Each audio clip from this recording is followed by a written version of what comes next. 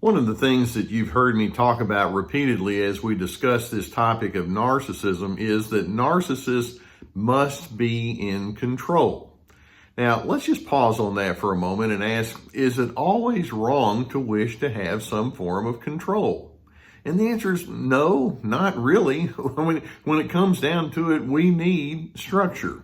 We need to put plans into place on a various number of fronts. It's good to have principles and standards that we have determined are wisest and best, and then we follow through on those. We want to have a sense of organization about our lives and our groups. We want to have a sense of reliability. All of that comes under the title of control, and there are times when we just need to have enough self-control and then a sense of predictability inside groups that we have a positive thing going in a collective kind of way. Now, whenever you have a group and you're trying to figure out how we're going to have a certain control within the group, inevitably someone is going to emerge as the alpha. And the alpha is going to be the leader of the pack, if you will. And typically when, in the best case scenario, when you have someone who is alpha, they're going to be the most respected in the group. They're going to be the most influential. They emphasize things like relationship building or how to maneuver through strain and difficulty. And if you're struggling, I'll help you out. And they're the kind of person that can keep things going in a right kind of way. Now, enter the narcissist. The narcissist, of course, they want control, but they don't see control in the healthy way that I just mentioned. They want control because they feel entitled to it. They want control because they have to be the strongest. They have to be the superior. They have to be the one that calls the shots, and they don't want to have to be beholden to anyone. So they really seek out that alpha position, but they operate with what I call a fake alpha mindset. They're not true alphas in the sense of the word. The narcissists are hungry to be the best and to be the top dog. And what I want to do is I want to use this time that we have together to do a compare and contrast to the fake alpha versus the true alpha type leader. So let's see if we can go through this. And I want you to be aware of what you're dealing with when you're dealing with that narcissist who must be on top. For example, the fake alpha emphasizes authority when they're in a group setting. This is the way things had better be according to me. Whereas the true alpha emphasizes competence. I want you to pay attention to what I have to say, but instead of me having to come across in an authoritarian kind of way, I want to be shown to be a competent individual, and I want you to follow me based on what your impressions are relative to that. We can work in a well-conceived kind of a way. The fake alpha tries to force an agenda, whereas the true alpha allows people the time to buy into an agenda. You see the distinction that we have? The true alpha understands, people arrive at conclusions from different pathways and with different reasoning, and I can give them the time to think things through, and if they want to ask questions, I'm okay with that. They don't feel the need to force feed their agenda on others. The fake alpha demands loyalty. The true alpha understands that loyalty is a byproduct.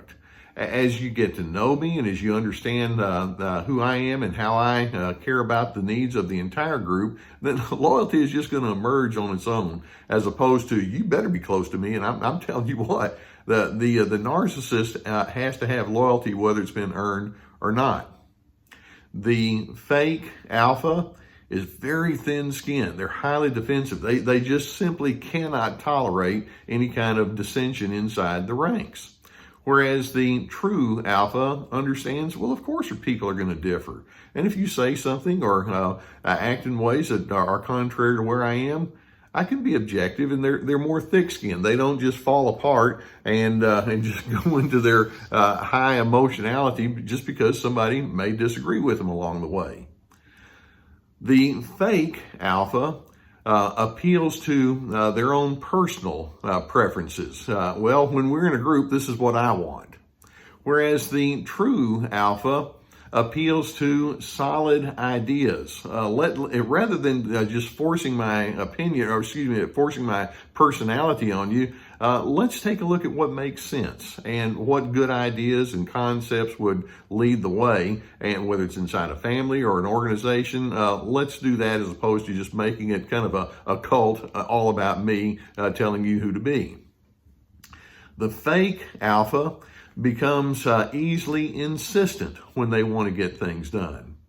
Whereas the true alpha understands that we get things done with patient planning, and they're okay to work through the process. And if there are some kinks along the way, they're all right with that.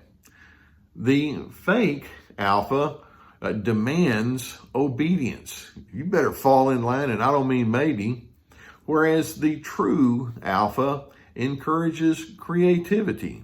They like diversity. They understand that diversity is there, and they celebrate the fact that there are diversions among any people inside a group.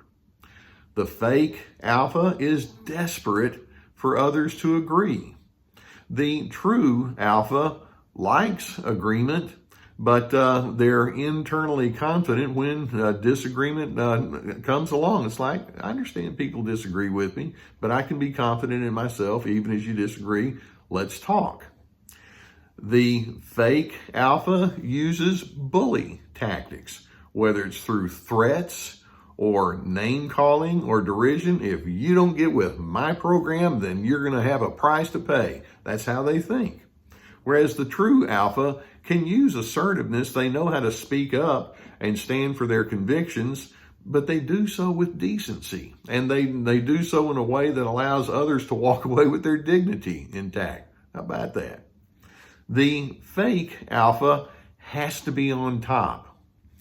The true alpha isn't really all that concerned about rank. They're just more concerned about results that are for the common good. And so they're not all that worried about who's on top and who's not. Let's just make sure that we're all heading in the right kind of place.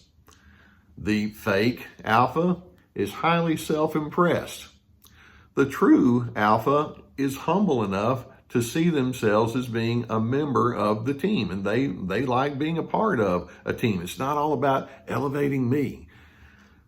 The fake alpha is willing to exploit other people along the way to get whatever they want. If this person over here has a function that I can use, I'll do that, and then I'll chunk them off to the side. A true alpha is someone that says, I want to lift other individuals up as we go along the way.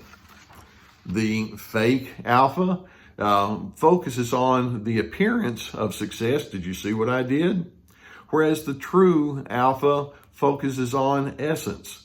Let's just let my inner being be my calling card. I don't have to bring attention to all of these wonderful things I may have done. The fake alpha is angry under pressure. The true alpha is calm under pressure.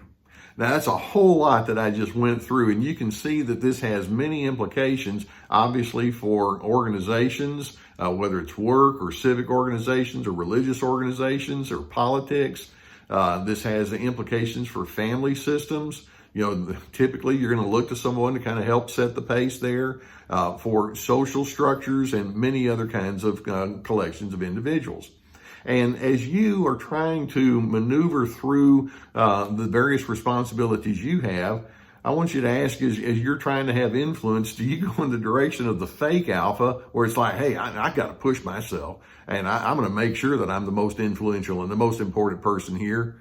Well, short term, maybe those kind of individuals can get their way just by brute force and threats and all of that. Long term, whatever influence they think they have, it's not going to be of a healthy influence, and people just start getting fed up with them, like, go away, leave me alone, quit it. And so I'm hoping that there'll be a part of you that says, I'd like to have that influence, but I want to have influence by emphasizing, my DRC, Dr. C, stands for dignity, respect, and civility. That's what I do, and that's what I want to emphasize with other individuals. I want to make sure that you're upheld in the process. So it's a pretty stark difference, isn't it? And your task is to figure out how to take these concepts that I've just laid out for you and plug them into your life. In the end, let's understand just a key truth that narcissists miss completely. And that is, life isn't all about me. I'm connected to many people along the way in my journey, which means life is about us. I hope that's something you can claim and make your own. And then when you think that way, you wind up having the influence that alpha has ascribed to them, and it's a much different form of influence. It's a healthy form of influence. I do hope that videos such as this will give you some good things to think about. And if you've not already done so, I would encourage you to go beneath this video and hit that subscribe button. There are times when you hear things of this nature that it might rouse up the need for counseling. If you already have a counselor or you have the availability for a counselor where you are, I would encourage you to seek that. If not, then we've vetted a group that can help you with online counseling, and right now that's very popular, and so we have a link below our videos for that if that's something you need. And if you need counseling, I would encourage you to avail yourself to that. We also have links to our websites, survivingnarcissism.tv, drlescarter.com. We also have links to a library that has our books, plenty of stuff down there. And so avail yourself to that. Just know that I really do hope that you can put that DRC into practice, dignity, respectability. I believe that down to the core of my being. And as you do, you find yourself to being that person of influence. And I hope it's an influence that's anchored in goodness and love, and it takes you to your place of peace, and you actually become a giver of peace.